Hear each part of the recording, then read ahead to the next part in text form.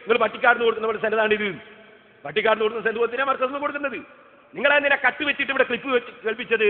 ഇവ പറയാൻ സമയമില്ലാത്തതുകൊണ്ട് ഓരോന്നോരോന്നും കേൾപ്പിക്കാൻ സമയമില്ലാത്തതുകൊണ്ട് ഞാൻ പറഞ്ഞു തീർക്കുക. ഓ സഹോദരന്മാരെ, പിന്നെ പറഞ്ഞത് സെനത് ഷെയ്ഖുനാന്റെ അടുത്ത് മാത്രമേ ഉള്ളൂ. എനിക്കും കൂടി പറഞ്ഞു തന്നിട്ടില്ല. പറഞ്ഞു തന്നിട്ടില്ല. ഞാൻ ഒന്നാം ഖലീഫയും രണ്ടാം ഖലീഫയും പറയുന്നു. അതിനും കിട്ടി തക്ബീർ. കള്ളത്തരം പറയുന്നതിനൊക്കെ തക്ബീർ. മൗലവി അത് ശുദ്ധ കളവാണ്. എന്റെ CD-യിൽ അങ്ങനെ ഇല്ല, ഞാനങ്ങനെ പ്രസംഗിച്ചിട്ടില്ല. ഈ കളവിങ്ങനെ പറഞ്ഞിട്ട് നിങ്ങൾക്ക് മരിക്കണ്ടേ?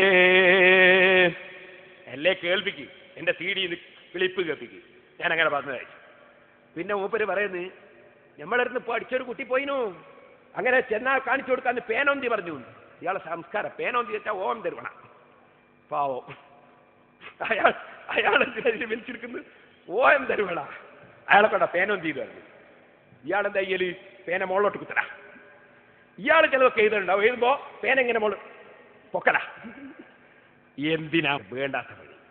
എന്നിട്ടോ അതേസമയം പല പേനയുണ്ടികളും പറയുന്നു ആർക്ക് വേണമെങ്കിലും മർക്കസിൽ വന്നാൽ സനത് കാണിച്ചു കൊടുക്കും. സനത് മർക്കസിലേക്ക് അവർക്ക് വരാവുന്നതേ ഉള്ളൂ. അഹ്ലൻ വസഹ്ലൻ വിത്ത് ഓപ്പൺ ആംസ്. ചെന്നവരെ മുഴുവൻ തിരിച്ചയച്ചു. വന്നോലൊക്കെ ഞങ്ങൾ തിരിച്ചയച്ചു. നിങ്ങൾ വന്നാലും തിരിച്ചയക്കൂ. നമ്മൾ കാണിച്ചു കൊടുത്തിട്ടില്ലേന്ന്. ഉസ്താദ് കാണിച്ചു കൊടുത്തിട്ട് നിങ്ങളെ ഹുദവിക്ക് കാണിച്ചിട്ട് വായിപ്പിച്ചിട്ട് പോരെ മതി തരുന്നു. അയാൾ പോയി. എന്നിട്ട് നിങ്ങൾ ഒരു കഥ കേൾക്കണം. ഇയാൾ സൗദി പോയിട്ട് അവിടുന്ന് പ്രചരിപ്പിച്ച് അവിടുത്തെ നിങ്ങൾ ചോദിച്ചോളി, KMCC നേതാക്കന്മാരെ വിളിച്ച് ചോദിച്ചോളി. അവിടെ പോയി ഇയാൾ പറഞ്ഞു അതിൽ സൗദീൻ്റെ സീലാണുള്ളത്. സൗദീൻ്റെ സീലാണുള്ളത് തന്നെ. എന്നാൽ പിന്നെ പരിശോധിക്കുക. അതങ്ങനെ തന്നെ ഉറപ്പാ സ്ത്രീയുള്ളൂ തന്നെ. കാരണം അവിടെ ഇത് ഉണ്ടാവില്ലല്ലോ. ഇയൊക്കെ എന്തും പറയാലോ, ഹുദവിയല്ലേ സാധനം. അങ്ങനെ പോയിട്ട് എന്തായി അറിയോ? അവിടുന്ന് നമ്മളെ പ്രവർത്തകന്മാർ നമുക്കൊന്നാളെ സംസാരിക്കാൻ പറ്റുമെന്ന് എന്നെ വിളിച്ച് വരും. ഞാൻ പറഞ്ഞു നിങ്ങൾക്ക് സെനത് ഞാൻ അയച്ചു തരാറ്. ഞാൻ ഇവിടുന്ന് ഇമെയിലും അയച്ചു വിടും. ഇവർക്ക് ഈശയിലിട്ടിട്ട് പോയി. ഇയാൾ സംസാരത്തിൽ ഇയാൾ പറഞ്ഞു അത് സൗദിൻ്റെ ബാളിലെ സൗദിൻ്റെ സീലാണ് അതിലുള്ളതെന്ന്. വടക്കേ ഇന്ത്യയിൽ നിന്ന് വിറ്റ സെനതിലെ സൗദിൻ്റെ സീലാണ് പറഞ്ഞു ഇയാൾ കൊണ്ട് ഉറപ്പിച്ചെങ്കിൽ പറയിച്ചതിൻ്റെ ശേഷം മെല്ലെ കീശയിൽ ഇതിങ്ങെടുത്ത് ഞാൻ ഇങ്ങനെ അയച്ചു കൊടുത്തിട്ടുണ്ടോ. എടുത്തങ്ങ് കാണിച്ചു കൊടുത്തപ്പോ വിയർത്തില്ലേ ഹുദവി ഇല്ലേ?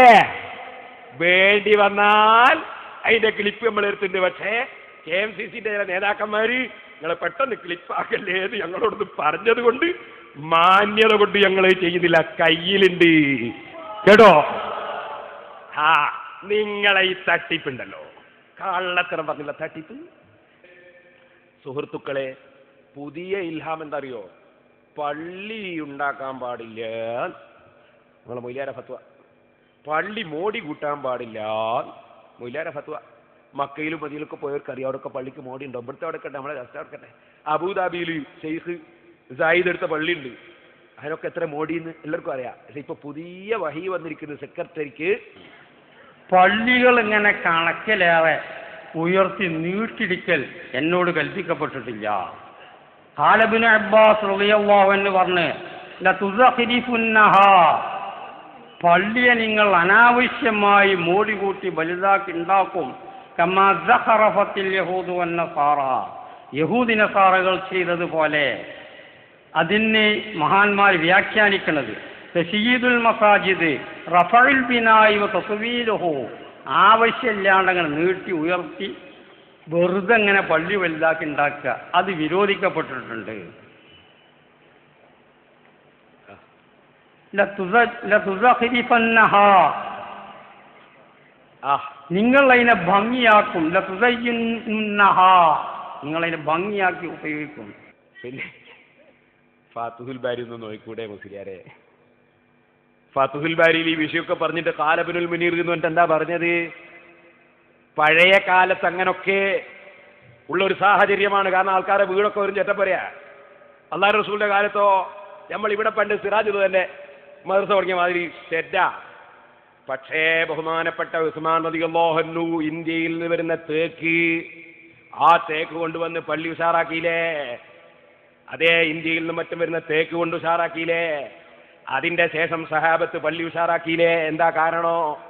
ഇബ്നുൽ മുനീർ തങ്ങൾ പറയുന്നു, ജനങ്ങളുടെ മറ്റ് ബിൽഡിങ്ങുകളൊക്കെ വളരെ അലങ്കാരത്തോടെ നിർമ്മിക്കുന്ന കാലത്ത് അല്ലാഹു ഭാഗത്തെടുക്കുന്ന പള്ളി മാത്രം അലങ്കാരമില്ലാതെ, ഉയർച്ചയില്ലാതെ, വന്നാൽ അത് അല്ലാഹുവിന്റെ ഇബാദത്തെടുക്കുന്ന കേന്ദ്രത്തെ നിസ്സാരപ്പെടുത്തലായി പോകും.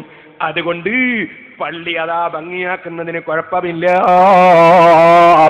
എന്ന് പറഞ്ഞ് ഫത്ഹുൽ ബാരിയിൽ ഇല്ലേ മുസ്ലിയാരേ? നിങ്ങൾ പള്ളിക്കെതിരെ പ്രസംഗം തുടങ്ങി, നിങ്ങൾ AP ഉസ്താദിനെതിരെ തുടങ്ങി, റസൂലുള്ളാഹിന്റെ മുടിക്കെതിരെ തുടങ്ങി, ഇപ്പൊ പള്ളിക്കെതിരെ പ്രസംഗം തുടങ്ങിയല്ലേ? ചോദിക്കട്ടെ, നിങ്ങളെ ജീവിതത്തിൽ ഇന്ന് വരെ ഇങ്ങനൊരു പ്രസംഗം പള്ളിക്കെതിരെ നിങ്ങൾ നടത്തിയിട്ടുണ്ടോ? നിങ്ങൾ അള്ളാഹിന്റെ ദീന് പറയലാണ് ഉദ്ദേശമെങ്കിൽ ഇത് ഇതുവരെ നിങ്ങൾ എന്തുകൊണ്ട് പറഞ്ഞില്ല സമൂഹത്തോട്? ഇത് നിങ്ങളുടെ വഞ്ചനയല്ലേ, ഹസദല്ലേ? പിന്നെ അയാൾ വായിച്ചതിനെ പറ്റി ഞാൻ പറയുന്നില്ല, കാരണം ഞാൻ അങ്ങനെ തരംതാകുന്നില്ല. എന്നെ കൊണ്ട്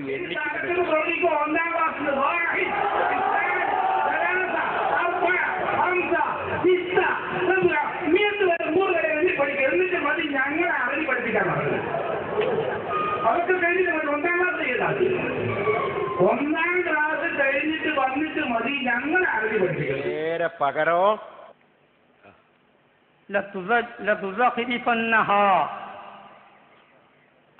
നിങ്ങൾ അതിനെ ഭംഗിയാക്കും.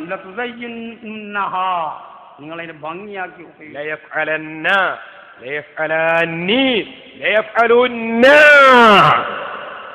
എന്ന് പറയാനൊക്കെ എനിക്ക് അറിയും കേട്ടോ. അത്രയും ഇപ്പൊ പറഞ്ഞു, ബാക്കി മൊയിലാന്മാർ തീരുമാനിച്ചോട്ടെ. സുഹൃത്തുക്കളെ, ചെറുപ്പക്കാരൊക്കെ എഴുന്നേറ്റ് നിൽക്കണം. ഞാനൊരു ചെറിയ ചരിത്രം പറഞ്ഞു നിർത്തട്ടെ. ബഹുമാനപ്പെട്ട ഇബ്നുൽ ഹാജ് റളിയല്ലാഹു അൻഹു, ഇബ്നുൽ ഹാജ് റളിയല്ലാഹു അൻഹു വലിയ പണ്ഡിതനാണ്. ആ ഇബ്നുൽ ഹാജ് തങ്ങൾ ഒരു ദിവസം കണ്ടു ഒരു ഹദീസ്. എന്താണ് ഹദീസ്? ബുധനാഴ്ച നഖം മുറിക്കുന്നത് നന്നല്ല അല്ലേ? എങ്ങനല്ലേ? ബുധനാഴ്ച നഖം മുറിക്കുന്നത് നന്നല്ല. ആ ഹദീസ് കണ്ടപ്പോ ബഹുമാനപ്പെട്ടവര് ചിന്തിച്ചു, നഖം മുറിക്കാനായിട്ടില്ലേ? നീണ്ടിട്ടുണ്ടല്ലോ നഖം, സുന്നത്തല്ലേ നഖം മുറിക്കല്? ബഹുമാനപ്പെട്ടവർ നോക്കി ഈ ഹദീസിന്റെ പരമ്പര എങ്ങനെ? ഹദീസ് സഹീഹായാലും എടുത്തുകൂടാന്നല്ലേ നേരത്തെ ഒരു ജാഹില് പറഞ്ഞത്? സുഹൃത്തുക്കളെ, സെനദൊന്ന് പരിശോധിച്ചു. സെനദ് പരിശോധിക്കാൻ അറിയുന്ന മഹാപണ്ഡിതനാണ് ഇബ്നുൽ ഹാജ് തങ്ങൾ. അല്ലാതെ സെനദും മിന്നിയാനാന്ന് വായിക്കുന്ന ആളല്ല. ബഹുമാനപ്പെട്ട ഇബ്നുൽ ഹാജ് തങ്ങൾ സെനദൊന്ന് പരിശോധിച്ചപ്പോ ആ സെനദ് സഹീഹല്ല, ദുർബലമായ സെനദാണ്. മഹാനവറുകൾ വിചാരിച്ചു സെനദ് സഹീഹല്ലല്ലോ. അങ്ങനെ മഹാനവറുകൾ നഖം മുറിക്കാൻ തയ്യാറായി. ബുധനാഴ്ച നഖം മുറിച്ചു. സുബ്ഹാനല്ലാഹ്. അക്കാരണത്താൽ ശരീരം മുഴുക്കെ വെള്ളപ്പാണ്ട് രോഗം പിടിച്ചുപോയി. സങ്കടമായി പോയി വെള്ളപ്പാണ്ട് രോഗം. അള്ളാന്റെ റസൂല് പറഞ്ഞതല്ലേ ബുധനാഴ്ച നഖം മുറിക്കരുതെന്ന്. പക്ഷേ അതിന്റെ പരമ്പര വിശ്വാസയോഗ്യമാണോ എന്ന് പരിശോധിച്ചപ്പോ അതിന്റെ പരമ്പര വിശ്വാസയോഗ്യമായി തെളിഞ്ഞില്ല. അതിന്റെ പേരിൽ അത് അവഗണിച്ചു കളഞ്ഞു, നഖം മുറിച്ചു. പക്ഷേ അതാ വെള്ളപ്പാണ്ട് രോഗം വന്നുപോയി. ബഹുമാനപ്പെട്ടവര് ധാരാളം സ്വലാത്ത് ചൊല്ലുന്ന മഹാനാണ്, ഇസ്തിഗാസ ചെയ്യുന്ന മഹാനാണ്, സുന്നത്ത് ജമാഅത്തിന്റെ നേതാവാണ്. പക്ഷേ ബഹുമാനപ്പെട്ടവർ ഒരദബ് കേടായി പോയില്ലേ? റസൂലുള്ളാഹിന്റെ ഒരു വാക്കാണെന്ന് കാണുമ്പോ അതൊന്ന് പരിഗണിക്കണ്ടേ? സനദ് നോക്കിയിട്ടാണോ റസൂലുള്ളാഹിനെ പരിഗണിക്കൽ? അല്ലാഹുവിന്റെ റസൂലിനെ പരിഗണിക്കണ്ടേ? അത് പരിഗണിക്കാത്തതുകൊണ്ട് വെള്ളപ്പാണ്ട് വന്നുപോയി. സലാത്ത് വർദ്ധിപ്പിക്കുന്നു, ഇസ്തിഗാസ ചെയ്യുന്നു, സൽക്കർമ്മം ചെയ്യുന്നു മഹാനവറുകൾ. ഒരു ദിവസം അല്ലാഹുവിന്റെ റസൂലിനെ സ്വപ്നം കാണുന്നു. നബി സല്ലല്ലാഹു അലൈഹി വസല്ലം തങ്ങളുടെ മുമ്പിൽ ഈ വെള്ളപ്പാണ്ട് രോഗവുമായി നിൽക്കുമ്പോ അവിടുന്ന് പറയുന്നു, നിങ്ങൾ ബുധനാഴ്ച നഖം മുറിക്കരുതെന്ന് ഞാൻ പറഞ്ഞത് അറിഞ്ഞിട്ടില്ലേ? നിങ്ങൾ എന്തിന് നഖം മുറിച്ചു? ബഹുമാനപ്പെട്ടവരെ മറുപടി, നബിയേ ഞാനതിന്റെ സനദ് പരിശോധിച്ചു, സനദ് സഹീഹല്ല, പരമ്പര സഹീഹല്ല. അതുകൊണ്ട് ഞാൻ ആ ഹദീസ് അവഗണിച്ച് ഞാൻ അതാ നഖം മുറിച്ചു പോയി. അപ്പോഴവിടുത്തെ ചോദ്യം, ഞാനങ്ങനെ പറഞ്ഞു എന്ന് നിങ്ങൾ കേട്ടില്ലേ? സനദൊക്കെ എന്തെങ്കിലും ആട്ടെ, എന്റെ വാക്കാണ് എന്ന് നിങ്ങൾ കേട്ടില്ലേ? ആ കേട്ട സ്ഥിതിക്ക് റസൂലുള്ളാഹിന്റെ വാക്കാന്ന് കേട്ട സ്ഥിതിക്ക് ഒന്ന് പരിഗണിക്കാന്ന് വെച്ചുകൂടായിരുന്നു നിനക്ക്? നിങ്ങൾക്കൊന്ന് പരിഗണിക്കാന്ന് വെച്ചൂടെ? എന്റെ ഒരു വാക്കാന്ന് കേട്ടില്ലേ? നിങ്ങൾ എന്തുകൊണ്ട് പരിഗണിച്ചില്ല? മാപ്പാക്കണം നബിയേ, മാപ്പാക്കണം നബിയേ. തങ്ങളെ അവഗണിച്ചതല്ല, തങ്ങളെ വാക്കിനെ അവഗണിച്ചതല്ല. ഞാൻ കിതാബിൽ സനദ് സഹീഹല്ലാത്തത് കൊണ്ട് ഞാൻ തങ്ങൾ പറഞ്ഞതായിരിക്കൂല എന്ന നിലക്ക് ഞാൻ തള്ളിക്കളഞ്ഞതാണ് നബിയേ.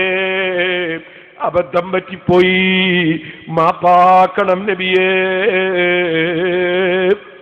നേരെ അവിടുത്തെ ശരീരത്തിൽ, ഇബ്നുൽ ഹാജ് തങ്ങളുടെ ശരീരത്തിൽ കൈകൊണ്ടങ്ങ് തടകിക്കൊടുത്തു. കം അബറത് വസിബൻ ബില്ലം സിറാഹതുഹു. അവിടുത്തെ കൈകൊണ്ട് തടകിയപ്പോൾ എത്ര രോഗങ്ങൾ മാറിപ്പോയിട്ടുണ്ട്. അതെ, ഇബ്നുൽ ഹാജ് തങ്ങൾ ഉറക്ക് തെളിഞ്ഞു നോക്കുമ്പോ വെള്ളപ്പാണ്ട് രോഗമില്ല, മാറിപ്പോയി. ബഹുമാനപ്പെട്ട ഇമാം നവവി റളിയല്ലാഹു അൻഹു ജാമിഉ സഗീറിന്റെ ശറഹിൽ ഈ സംഭവം പറഞ്ഞിട്ടുണ്ട്. മുസ്ലിമീങ്ങളെ, ഞാൻ എന്റെ ജീവിതത്തിൽ തെളിവില്ലാതെ ഇന്ന് വരെ ഒന്നും പറഞ്ഞിട്ടില്ല. അതുകൊണ്ട് അതിന്റെയും തെളിവ് ഞാൻ പറയുന്നു.